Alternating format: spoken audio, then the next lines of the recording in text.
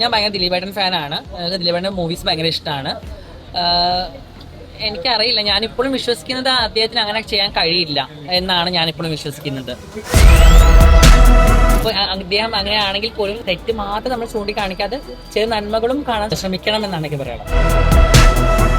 അപ്പൊ എന്റെ മനസ്സിൽ ഞാൻ വിചാരിക്കുന്നത് അദ്ദേഹത്തിന് അങ്ങനെ ചെയ്യാൻ കഴിയില്ല എന്നാണ്. രാഹുൽ മാർക്ക് എനിക്ക് മെസ്സേജ് അയച്ചു. ജാസി അതുപോലെ തന്നെ ദിലീപ് കുറ്റവിമുക്തനായല്ലോ. ഒരു വിധി വന്നപ്പോ ജാസിക്ക് തോന്നി.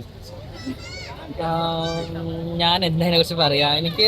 ഞാൻ ഭയങ്കര ദിലീപേട്ടൻ ഫാനാണ്. ദിലീപേട്ടൻ്റെ മൂവീസ് ഭയങ്കര ഇഷ്ടമാണ്.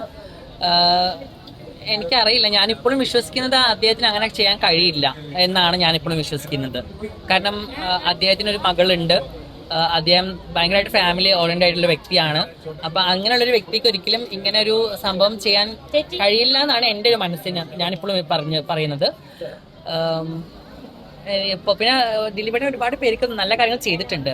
നമ്മളിവിടെ ഇപ്പൊ അദ്ദേഹം അങ്ങനെയാണെങ്കിൽ പോലും അങ്ങനെ തെറ്റ് ചെയ്തിട്ടുണ്ടെങ്കിൽ പോലും തെറ്റ് മാത്രം നമ്മൾ ചൂണ്ടിക്കാണിക്കാതെ ചില നന്മകളും കാണാൻ നമ്മൾ ശ്രമിക്കണം എന്നാണ് എനിക്ക് പറയാനുള്ളത്. അതിജീവിതയ്ക്ക് നീതി ലഭിച്ചോ? എനിക്ക് അങ്ങനെ ചോദിച്ചാ എന്താ പറയാ, നീതി ലഭിച്ചു എന്നുള്ളത് എനിക്ക്. പക്ഷെ ആൾക്കാരെ മനസ്സിൽ ഉണ്ടല്ലോ നീതി. ആൾക്കാർ ആ കുട്ടീനെ ഏറ്റെടുത്തല്ലോ, അതിജീവിതനെ ആൾക്കാർ ഏറ്റെടുത്തു. അവിടെ സ്ട്രോങ് അത്രയും ബോൾഡായിട്ട് നിന്നതിനും ഈ വിധി വരണ വരെ അത്രയും ബോൾഡായിട്ട് നമ്മുടെ മുമ്പിലൊക്കെ നിന്നതിനും ആൾക്കാർ അവളെ ഭയങ്കരമായിട്ട് എൻകറേജ് ചെയ്തില്ലേ. ഈ കോടതിയിൽ സത്യമല്ല തെളിവുകളാണ് ജയിക്കുന്നത് എന്നതിനൊരു ഉദാഹരണമല്ലോ ഈ കേസിന്റെ വിധി എന്ന് പറയുന്നത്. ഞാൻ അതിനെ കുറിച്ച് എന്താ പറയാ, എന്നിട്ട് പറഞ്ഞാൽ ഞാനതിൽ പറഞ്ഞത് വലിയ വൈറലാവും. കാരണം എനിക്ക് പേഴ്സണലി എനിക്ക് രണ്ടുപേരെയും ഒരുപാട് ഇഷ്ടമാണ്. പേഴ്സണലി ഞാൻ ഭയങ്കര ദിലീപേട്ടൻ്റെ ഫാനാണ്. അപ്പൊ എന്റെ മനസ്സിൽ ഞാൻ വിചാരിക്കുന്നത് അദ്ദേഹത്തിന് അങ്ങനെ ചെയ്യാൻ കഴിയില്ല എന്നാണ്. ഇനി എനിക്ക് അതിനെ കുറിച്ച് വല്ലതൊന്നും പറയാൻ അറിഞ്ഞൂടാ. ഇല്ല, പക്ഷേ ഫേക്ക് ന്യൂസ് ആണ് അത്. രാഹുൽ മാർക്ക് എനിക്ക് മെസ്സേജ് അയച്ചു എന്നൊക്കെ പറഞ്ഞത് ഭയങ്കര ഫേക്ക് ആയിട്ടുള്ള ന്യൂസാണ്. എനിക്ക് അറിയില്ല. അദ്ദേഹം ഞാൻ ആകെ ഒരു വട്ടം ഏതൊരു ഫംഗ്ഷൻ മാത്രം പണ്ടെപ്പോഴോ കണ്ടത് മാത്രമേ ഉള്ളൂ. അതിനപ്പുറത്തേക്ക് എനിക്ക് അതിനായിട്ടൊരു കോൺടാക്റ്റും ഇല്ല. അതേപോലെ തന്നെ വേറൊരു കാര്യം ഇതേപോലെ ഫേസ്ബുക്കിൽ ഭയങ്കര ചർച്ചയായിരുന്നു.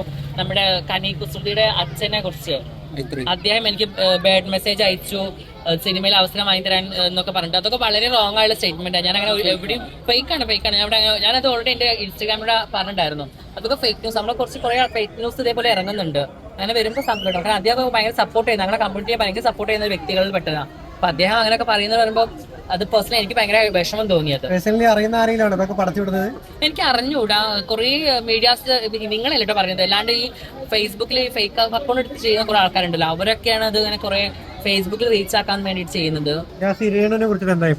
അയ്യോ പാവം, ഭയങ്കര ഞങ്ങൾ പേഴ്സണലി ഞങ്ങൾ ഭയങ്കര ഫ്രണ്ട്സ് ആണ്. ഞങ്ങള് ഇടയ്ക്ക് വിളിച്ച് സംസാരിക്കുന്ന ഫ്രണ്ട്സ് ആണ്. അപ്പൊ അതുകൊണ്ട് രേണുവിന് ബിഗ് ബോസ് പോണതിന് മുമ്പേ കുറച്ച് വൈറലായ സമയത്ത് തന്നെ എനിക്കറിയാം. ആ സമയം മുതലേ ഞങ്ങൾ നല്ല ഫ്രണ്ട്സ് ആണ്, സംസാരിക്കാറുണ്ട്. പിന്നെ ആൽബത്തിന്റെ എന്റെ ആൽബം കഴിഞ്ഞിട്ടാണ് രേണു ചേച്ചിക്ക് ടെൻസിൽക്കാരുടെ ആൽബം വന്നിട്ടുണ്ടായിരുന്നു. അപ്പോ ആ സമയത്ത് ഞങ്ങൾ നല്ല കോണ്ടാക്ട് ആയിരുന്നു. കണ്ടായിരുന്നു. സന്തോഷം, വളരെ നല്ല കാര്യം.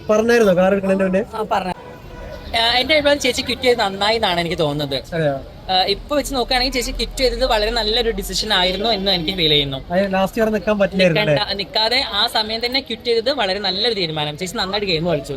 കഴിഞ്ഞ ദിവസം നിങ്ങളുടെ കമ്മ്യൂണിറ്റിയിൽ ജാസിയൊക്കെ ഞങ്ങൾക്ക് അപമാനമാണെന്നുള്ള രീതിയിൽ